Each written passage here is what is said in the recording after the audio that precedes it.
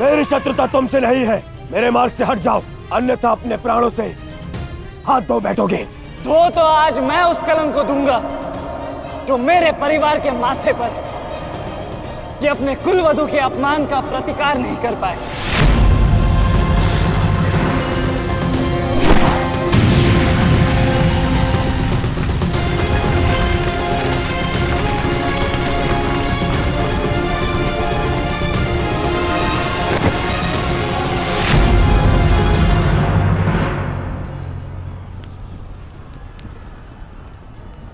अनुभव करो इस ज्वाला को युवराज दुर्योधन। ये वही ज्वाला है जो इतनी वर्षों से मेरी माता के हृदय में धधक रही है।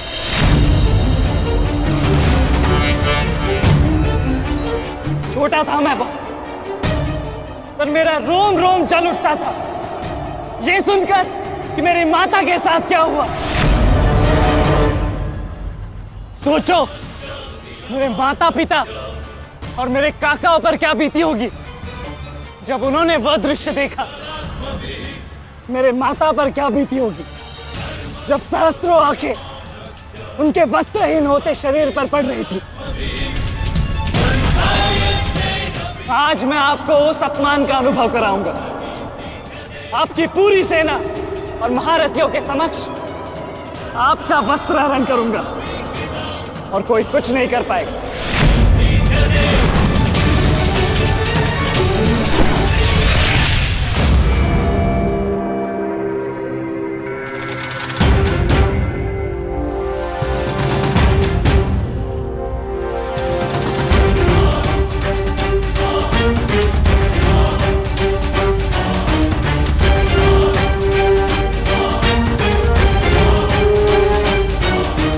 अनुभव करो उस अपमान का, अनुभव करो उस वस्त्रहरण से हुए अपमान का जो आप सभी ने किया।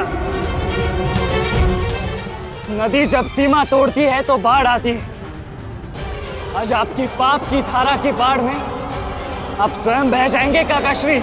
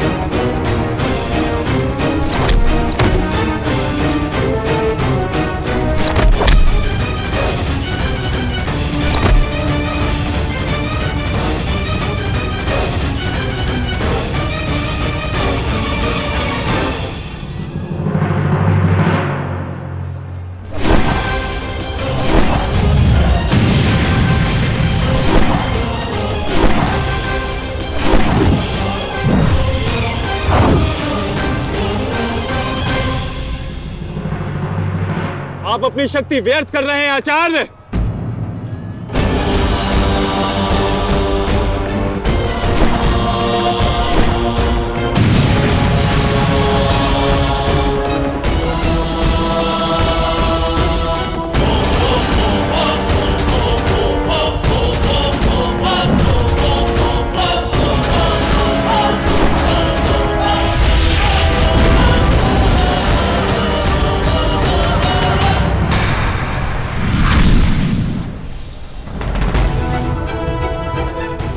दुर्योधन को मेरी सहायता की आवश्यकता है।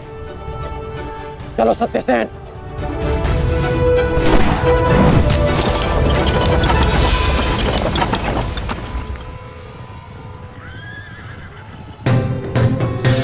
कहां चले अंगराज?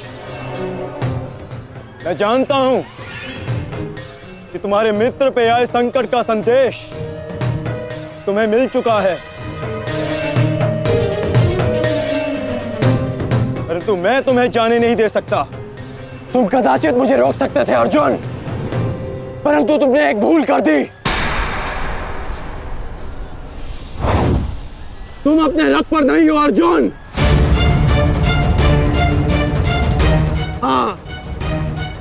वासुदेव तुम्हारे सारथी हैं, परंतु महाबली हनुमान का आशीर्वाद तुम्हारे रथ पर नहीं।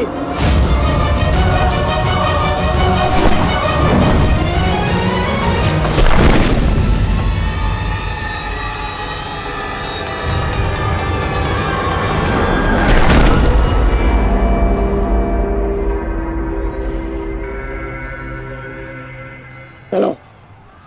मैं अभी भी पराजित नहीं हुआ हूं कर्ण। तुम इस प्रकार द्रोण छोड़कर नहीं जा सकते।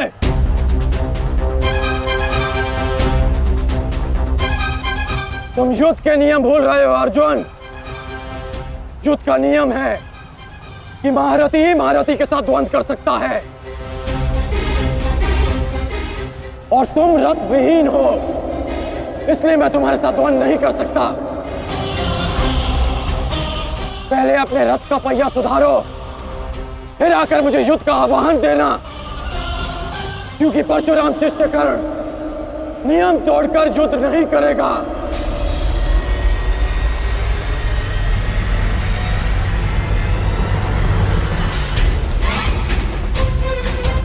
चलो सत्यसेन।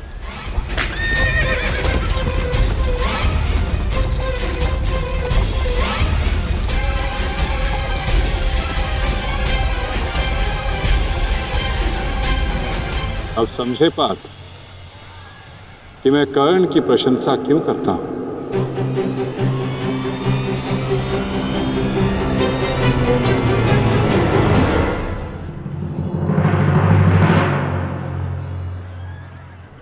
मानता हूं कि आपका वध करना काकाश्री की प्रतिज्ञा थी। उनकी प्रतिज्ञा को भंग करने का दंड मैं सह लूंगा, परंतु आज अपनी माता के अपमान का दंड मैं आपको अवश्य दूंगा।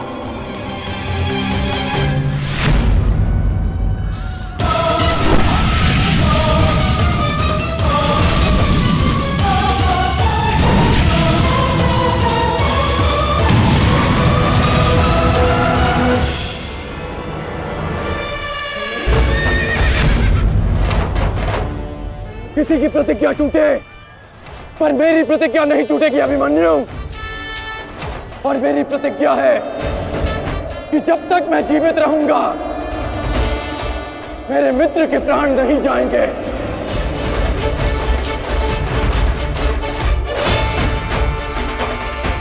यदि जीवित रहना चाहते हो तो पीछे हट जाओ अभिमन्यु।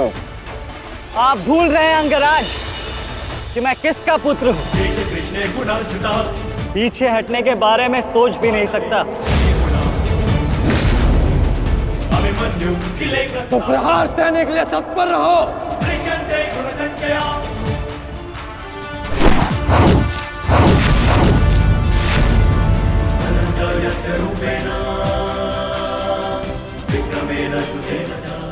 ये मेरे लिए पर्याप्त नहीं अंगराज।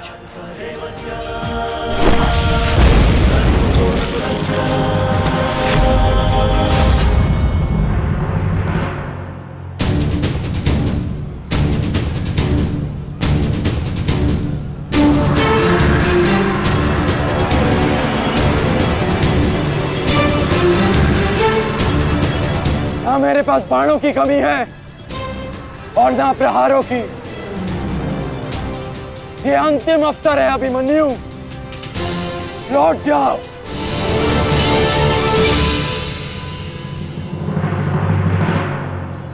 तो मेरे तुनीर में भी उत्तर प्रस्तुत है अंगराज।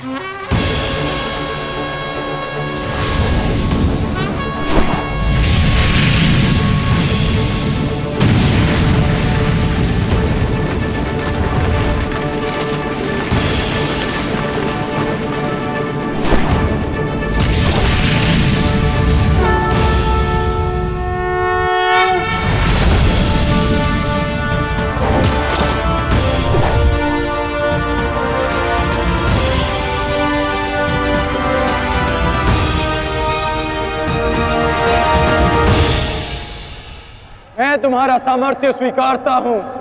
तुम एक कुशल योद्धा हो अभिमन्यु, किंतु कुशल होने के साथ साथ बुद्धिमान होना भी आवश्यक है। लौट जाओ। यदि कल युद्ध करना चाहते हो तो आज जीवित रहना सीखना होगा। लौट जाओ अभिमन्यु।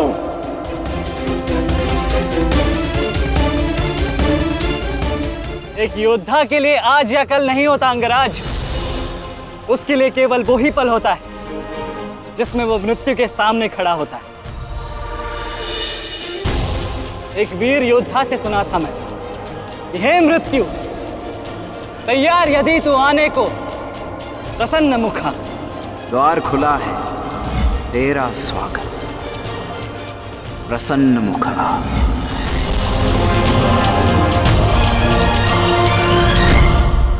मुझे रोकने का अब केवल एक ही अस्त्र है आपके पास, या आपको मेरा वध करना होगा।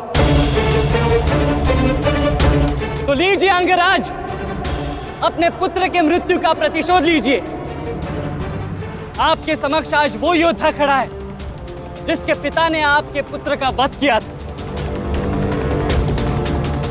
प्रतिकार कीजिए अंगराज, रुके क्यों है? क्योंकि जो पीड़ा मैंने सही, मैं नहीं चाहता कि वो पीड़ा मेरा शत्रु भी सहे। कृष्ण ने अपना विकल्प स्वयं चुना था। वो रणभूमि छोड़कर जा सकता था, परंतु उसने मृत्यु चुनी। गर्व है मुझे तुम जैसे युवा योद्धाओं पर, जो अपना कर्तव्य पूर्ण करने के लिए सदैव तत्पर रहते हैं। मैं जानता हूं कि तुम पीछे नहीं हटने वाले अभिमन्यु, परंतु मुझे भी अपना कर्तव्य पूर्ण करना है।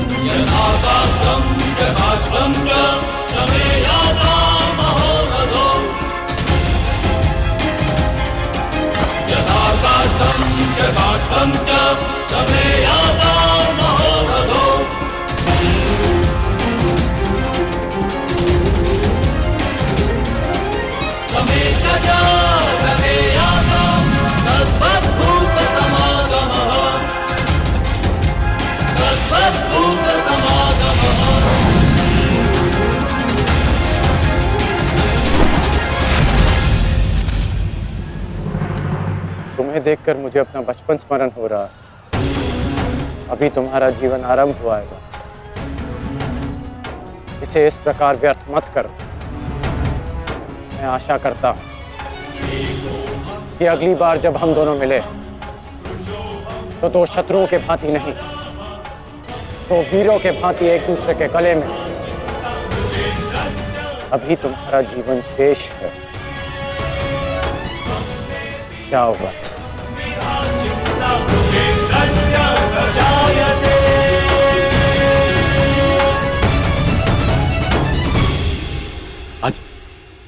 आज कौरवों की विजय हुई है गांधारी।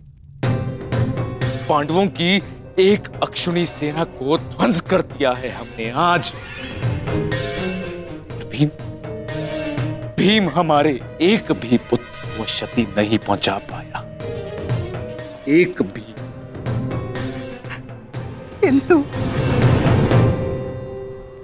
किंतु दुर्योधन का क्या महाराज?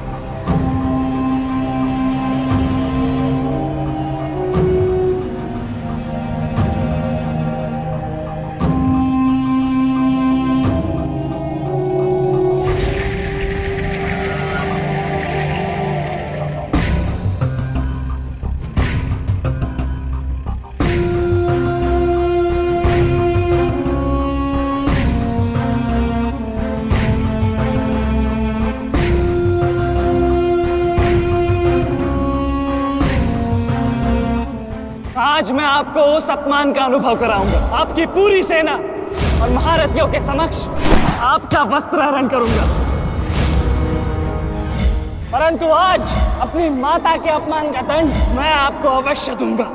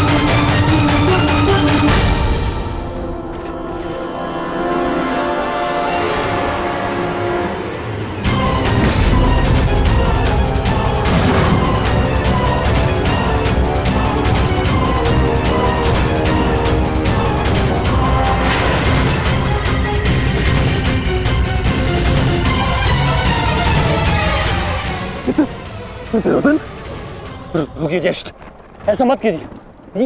ये क्या कर रहे हैं आप? दुर्योधन, दुर्योधन, ये सब कुछ क्या है?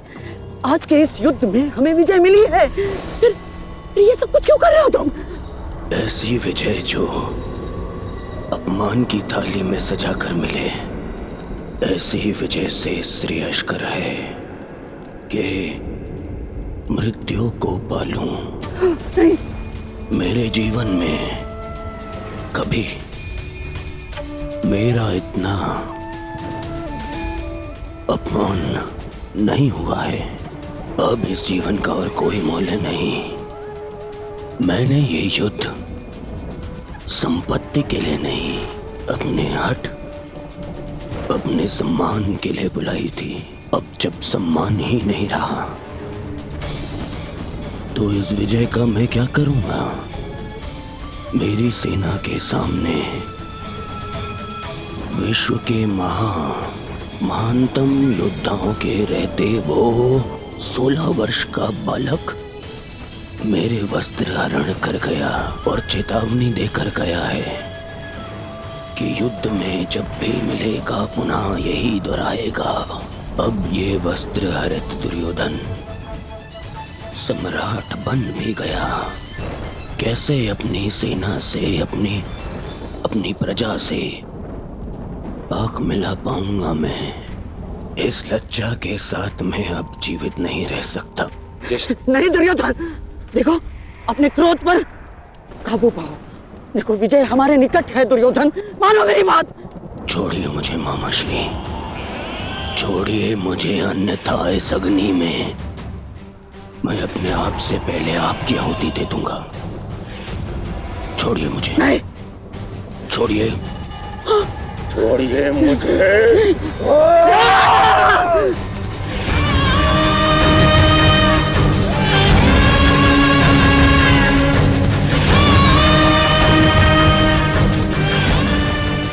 नहीं, नहीं दुर्योधन, देख क्या रहे हो मूर्खों? कोई रोको इस अनर्थ को।